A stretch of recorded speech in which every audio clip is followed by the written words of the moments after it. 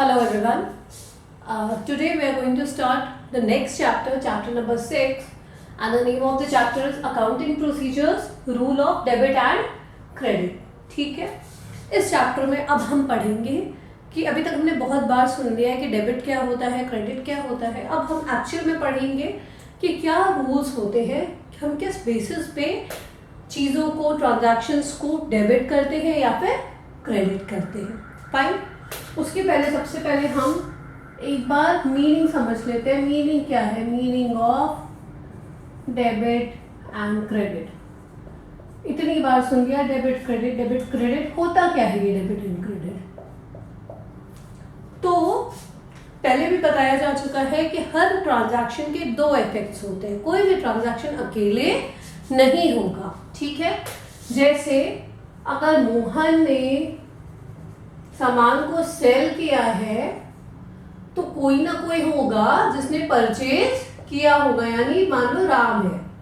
ठीक है. तो मोहन ने सेल किया है तो राम ने परचेज किया होगा. किसी ना किसी को तो परचेज सेल करेगा ही ना. तो दो ट्रांजैक्शन, दो लोग कौन हो गए इफेक्ट हो रहे हैं? एक मोहन और दूसरा राम. ठीक.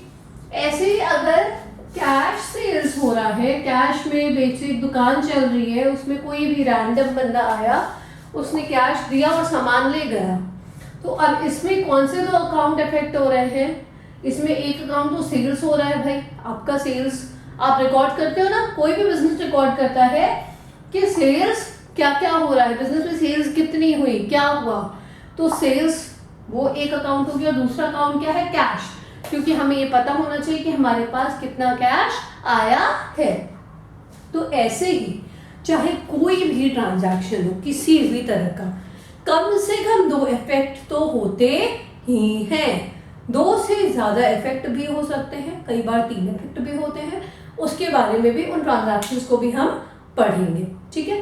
अभी हमें क्या कॉन्सेंट्रेट करना है कि हर ट्रांजैक्शन के मिनिमम टू इफेक्ट्स तो होते हैं. ओके. अब सिंपल मीनिंग में यही है डेबिट एंड क्रेडिट का. तो जो दो साइड होते हैं, जो दो तरफ इफेक्ट होते हैं, उनका हमने नाम दे दिया.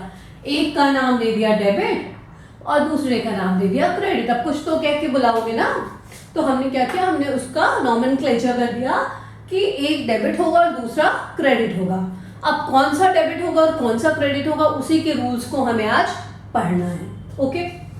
डेबिट को हम डोनेट करते हैं DR से, क्रेडिट को डोनेट करते हैं CR से. ठीक है. डेबिट लेफ्ट साइड में होता है, क्रेडिट राइट साइड में होता है. जब आप जर्नल बनाएंगे, जर्नल का फॉर्मेट कुछ ऐसा होगा.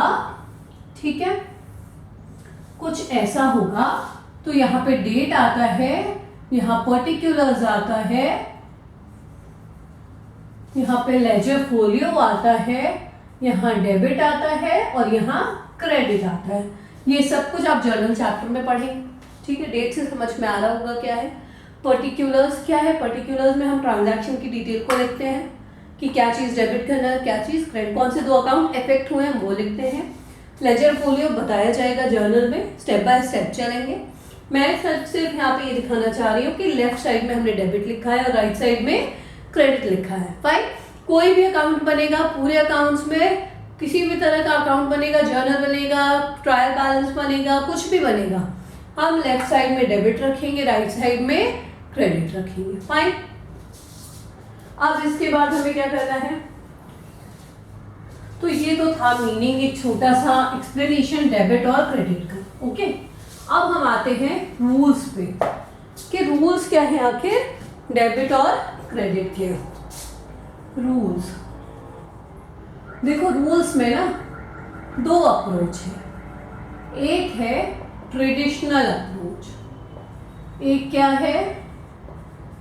Traditional approach. और दूसरा है मॉडर्न अप्रोच. दूसरा क्या है? Modern approach. तो जर्नल एंट्री करने के लिए आपको दोनों में से जो इजी लगे आप उसको यूज कर सकते हैं.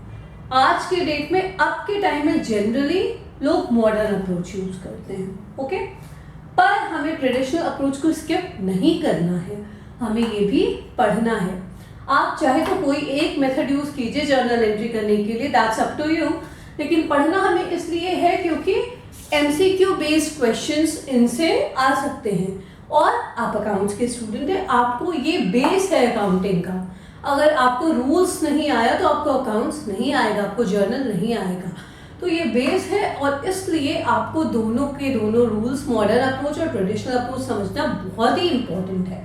फाइन, अब हम एक एक स्टेप करके आगे बढ़ेंगे और हम सबसे पहले कौन सा अप्रोच समझेंगे, ट्रेडिशनल अप्रोच। ठीक है, तो अब आज हम पहले ट्रेडिशनल अप्रोच समझते हैं।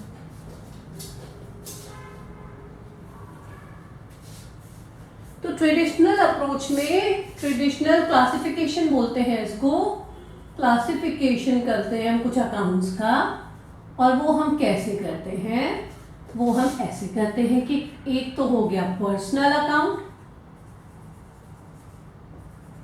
ठीक है, और दूसरा हो गया इम्पर्सनल अकाउंट।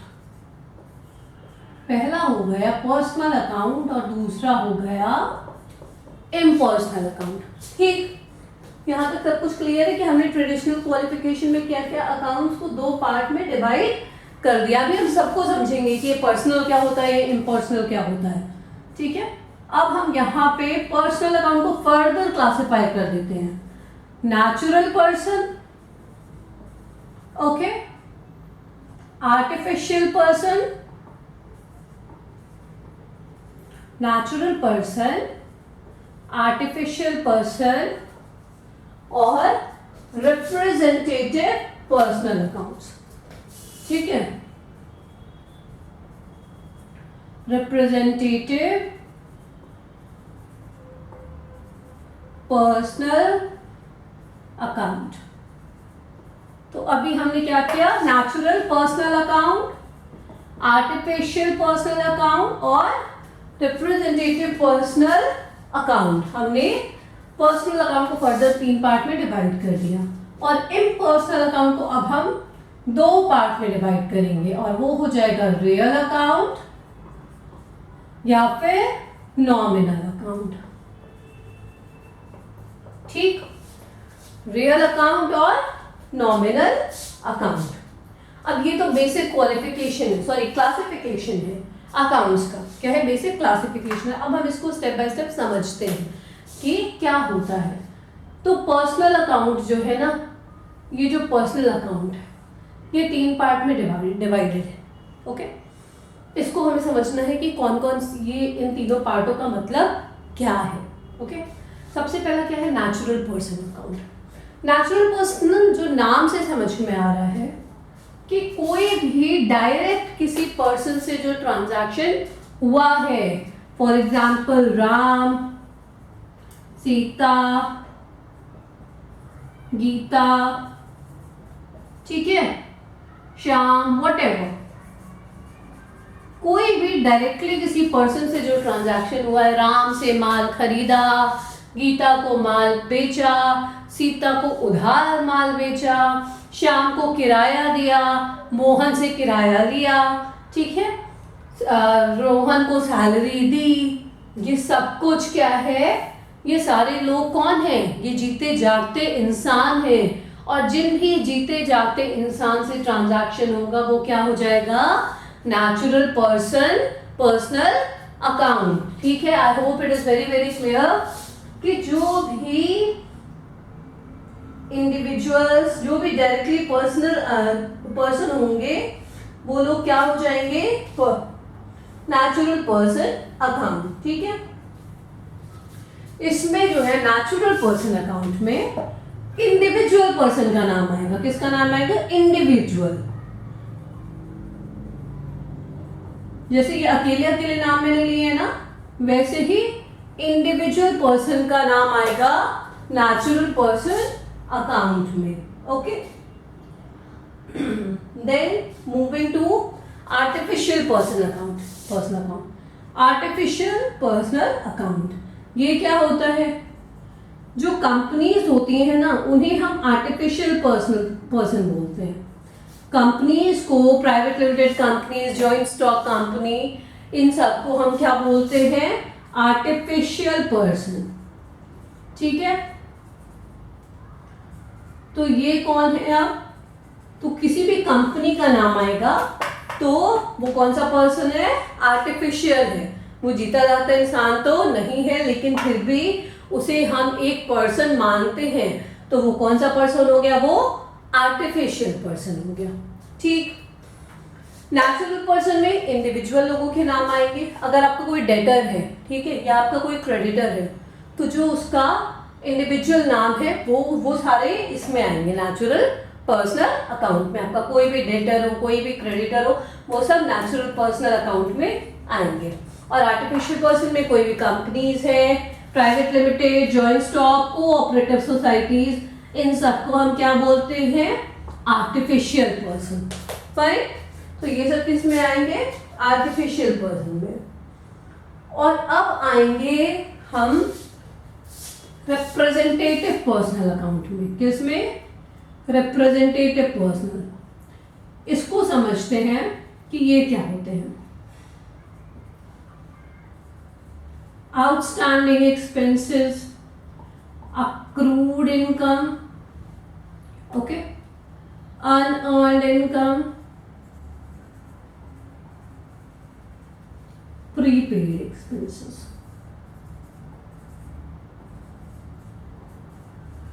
prepaid expenses। इस तरह की जो चीजें आती हैं वो क्या कहलाती है, वो रिप्रेजेंटेटिव पर्सनल अकाउंट कहलाती है। देखते हैं हम इसको क्या है। ये तो एक्सपेंसेस, इनकम एक्सपेंसेस आ रहा है, तो हमें कायदे से तो एक्सपेंस और इनकम मानना चाहिए। लेकिन है क्या, जब ये सिर्फ एक्सपेंस होता, यानी मान लो कि एक एक्सपेंस है रेंट, कोई एक्सपेंस क्या है, रेंट, ओके। रेंट अगर आपने दे दिया तब तो उसे हम एक्सपेंस मानते हैं। अगर इस साल में मार्च का रेंट देना था, आपने दे दिया उस टाइम पे, तब तो वो क्या है, उस फर्म के लिए, उस बिजनेस के लिए वो एक्सपेंस है। आपने देना था, आपने खर्चा कर दिया, वो काम खत्म, वो एक्सपेंस है। लेकिन अगर वही रेंट आउटस्टैंडिंग बन जाता है, वही रेंट क्या बन जाता है, आउटस्टैंडिंग, यानी अब क्या है, अब आपको वो चीज अभी पे करना बाकी है, वो कंपनी की लायबिलिटी बन चुकी है, क्योंकि अभी वो पे करना बाकी है। ठीक है, तो ऐसा आउटस्टैंडिंग रेंट या कोई प्रीपेड रेंट हो गया, आपने पहले ही दे दिया है, ओके। अक्रूड है या अनअर्न्ड है, ओके, अक्रूड इंटरेस्ट है कोई या अनअर्न्ड है, ये सारी चीजें किसमें आती हैं, रिप्रेजेंटेटिव पर्सनल अकाउंट में। रिप्रेजेंटेटिव, इसका लॉजिक ये है कि जब आपको रेंट, जब उसी टाइम पे आपने दे दिया तब के लिए तो वो खर्चा है, अब बाद में जब देना है तो यानी वो ड्यू है रेंट, और वो ड्यू किसके ऊपर है, किसको देना है, वो देना है लैंडलॉर्ड को। और लैंडलॉर्ड कौन है, लैंडलॉर्ड एक पर्सन है, ठीक है। तो इसलिए ये सब जो ये चीजें आती हैं, आउटस्टैंडिंग, आप ऐसे नाम से याद रखना, आउटस्टैंडिंग, अक्रूड, अनअर्न्ड, प्रीपेड, ये चीजें हम रिप्रेजेंटेटिव पर्सनल अकाउंट में लेते हैं। अब हम डायरेक्टली जरा समझते हैं। कोई भी इंडिविजुअल पर्सन का नाम, प्राइवेट लिमिटेड कंपनी का नाम, जॉइंट स्टॉक कंपनी का नाम, कोऑपरेटिव सोसाइटी का नाम, या outstanding, accrued, unearned, prepaid, outstanding, accrued, unearned, prepaid, इतने में से कुछ भी अगर आता है तो वो डायरेक्टली क्या है, पर्सनल अकाउंट है। वो क्या है, पर्सनल अकाउंट है।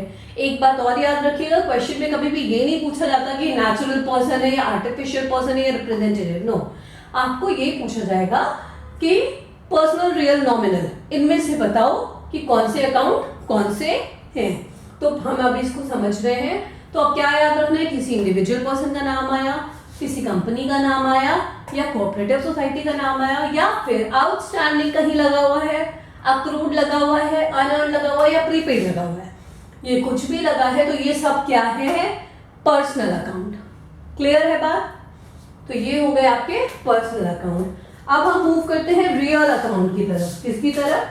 अच्छा, पर्सनल अकाउंट का रूल भी आप यहाँ पे यही के यही हम समझ लेते हैं। पर्सनल अकाउंट ये सारे होते हैं और इसका रूल है डेबिट द रिसीवर,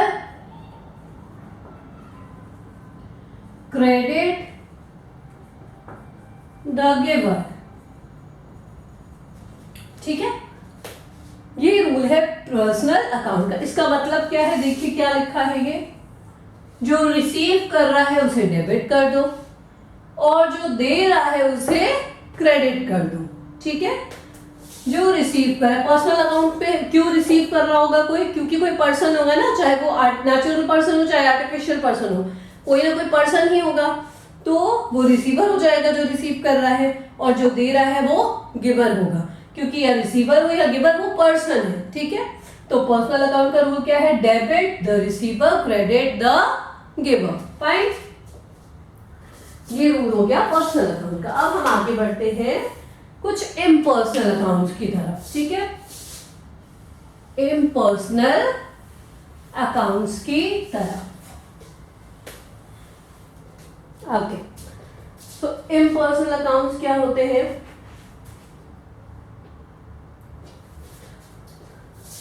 जो कि पर्सनल अकाउंट नहीं है। इसकी कंपनी में सिर्फ पर्सन ही तो डील नहीं करते ना, बहुत सारे ऐसे ट्रांजैक्शंस भी इफेक्ट होते हैं जो लिविंग बीइंग नहीं है, जो कंपनीज भी नहीं है, और जो पर्सन नहीं है, जो ना तो नेचुरल पर्सन है ना आर्टिफिशियल पर्सन है ना रिप्रेजेंटेटिव है, लेकिन फिर भी उनका ट्रांजैक्शन होता है, उनको हम क्या बोलेंगे, वो सब कुछ इस किस में आते हैं, इम्पर्सनल में। जैसे कि कैश, ओके, जैसे कि बिल्डिंग, जैसे कि मशीनरी, ओके, जैसे कि रेंट,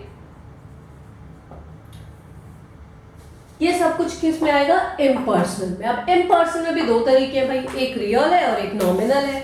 अब हमें स्टेप बाय स्टेप समझना है कि रियल कौन सा है और नॉमिनल कौन सा है, रियल कौन सा है और नॉमिनल कौन सा है। तो रियल अकाउंट, कोई भी टैंजिबल एसेट या इनटैंजिबल एसेट, टैंजिबल एसेट या इनटैंजिबल एसेट। ठीक है, ये दोनों जहां पर भी आएंगे वो रियल अकाउंट होगा, चाहे वो टैंजिबल एसेट हो या इनटैंजिबल। टैंजिबल एसेट यानी अभी बताया मैंने क्या क्या हो जाएगा, मशीनरी, ठीक है, बिल्डिंग, ये सब टैंजिबल एसेट है ना। टैंजिबल एसेट, आप एसेट वाले लेक्चर को वापस से रिकॉल करना, देखना उसे, उसमें टैंजिबल सारे एसेट्स को एक्सप्लेन किया गया है। Classification of assets is a different lecture, so go through that. Fine, तो आप यहाँ पे टैंजिबल एसेट में ये सारे कुछ आ जाएंगे जिनको हम टच कर सकते हैं, जिनको हम फिजिकली देख सकते हैं, तो ये सब टैंजिबल एसेट हो गए। इनटैंजिबल एसेट क्या होते हैं, गुडविल, पेटेंट, ट्रेडमार्क, तो ये सब क्या है, अब ये सब है इनटैंजिबल एसेट। तो चाहे टैंजिबल एसेट हो चाहे इनटैंजिबल एसेट हो, ये सब किस में आएंगे, रियल अकाउंट में। किस में आएंगे, रियल अकाउंट में। ठीक है, cash, cash is also tangible asset. Okay, अब इसका रूल क्या होता है, एसेट रियल अकाउंट का रूल क्या होता है, किसका, रियल अकाउंट का रूल। रियल अकाउंट का रूल होता है debit what comes in, debit what comes in, credit what goes out. Debit what comes in, credit what goes out. ठीक है, यहाँ पे सामान की बात हो रही है, यहाँ पे पर्सन की बात नहीं हो रही है, यहाँ पे एसेट्स की बात हो रही है। तो क्या होगा, जो आया उसे डेबिट कर दो, जो गया उसे क्रेडिट कर दो। ठीक है, जो कुछ भी आया, मान लो मशीनरी आई, मशीनरी खरीदी कैश में, तो मशीनरी आई तो मशीनरी को डेबिट कर दो, कैश चला गया तो कैश को क्रेडिट कर दो। ठीक है, बिल्डिंग आया, बिल्डिंग खरीदा, तो बिल्डिंग आया तो बिल्डिंग को डेबिट कर दो, कैश चला गया तो कैश को क्रेडिट कर दो। तो रूल क्या है रियल अकाउंट का, debit what comes in, credit what goes out. जो आया वो डेबिट, जो गया वो credit. Fine, I hope it is clear. अब हम बढ़ते, तो ये था रियल अकाउंट तक। नॉमिनल अकाउंट की तरफ बढ़ते हैं। नॉमिनल अकाउंट क्या क्या होते हैं भाई, अब हम ये देख लें जरा सा कि नॉमिनल अकाउंट होते क्या हैं। Accounts related to loss, revenue, gains, ठीक है, एक्सपेंसेस, इनकम। ठीक, अगर हम इसको एकदम सिंपल भाषा में समझे तो खर्चा और आमदनी, आमदनी और खर्चा यानी इनकम और एक्सपेंसेस। अब आप लॉस को एक्सपेंस मान लो, ठीक है, गेन्स को इनकम मान लो, ये अलग अलग टर्म्स हैं। ये सब कुछ जहां भी आएंगे वो सब क्या है, नॉमिनल अकाउंट है। ओके, यानी कंपनी का जहां खर्चा हो रहा है वो नॉमिनल अकाउंट है, जहां इनकम हो रहा है वो भी नॉमिनल अकाउंट है। ठीक है, जैसे एग्जांपल देख लेते हैं। सैलरी, सैलरी देते हैं ना, कंपनी के लिए क्या है, खर्चा है, तो खर्चा है तो नॉमिनल अकाउंट है। ओके, सेल्स, सेल्स होता है तो क्या होता है, इनकम होता है ना, तो कंपनी के लिए क्या है, नॉमिनल अकाउंट। रेवेन्यू में आता है तो कंपनी के लिए क्या है, नॉमिनल अकाउंट। परचेज, परचेज करते हैं तो भी कंपनी का खर्चा होता है, तो कंपनी के लिए नॉमिनल अकाउंट है। ओके, तो loss, revenue, gains, expenses, income यानी इनकम और एक्सपेंस ये जहां भी आएगा वो नॉमिनल अकाउंट कहलाएगा। ठीक है, वो नॉमिनल। अब नॉमिनल अकाउंट का हम रूल देख लेते हैं। नॉमिनल अकाउंट का रूल क्या है भाई, all expenses and losses, all expenses and losses are debit, all income and profit are credit। Simple, कोई भी खर्चा हो रहा है, कोई भी नुकसान हो रहा है उसे डेबिट कर दो, कोई भी इनकम हो रही है, कोई भी प्रॉफिट हो रहा है उसे क्रेडिट कर दो। ठीक है, तो नॉमिनल अकाउंट का रूल है all expenses and losses are debit, all income and profit are credit. ठीक है, ये नॉमिनल अकाउंट था, इसका भी रूल क्लियर हो गया। अब हम इसको प्रैक्टिकली करके देखेंगे कि हमें पहला क्वेश्चन तो आपका इस तरह से आएगा, आपको कुछ दिया होगा, मान लो सैलरी दी है, आपको बताना है कि ये पर्सनल अकाउंट है, रियल अकाउंट है या नॉमिनल अकाउंट है। मशीनरी है, ये पर्सनल अकाउंट है, रियल अकाउंट है या नॉमिनल अकाउंट है। तो एक क्वेश्चन तो इस तरह का हो सकता है, ठीक है, और बाकी इलस्ट्रेशंस हम करके देखेंगे। ठीक है, तो ट्रेडिशनल क्लासिफिकेशन हमने कर लिया है। अब ट्रेडिशनल क्लासिफिकेशन के बेसिस पे हम इलस्ट्रेशन करेंगे, लेकिन पहले हम मॉडर्न को भी समझ लेंगे। ठीक है, थैंक यू।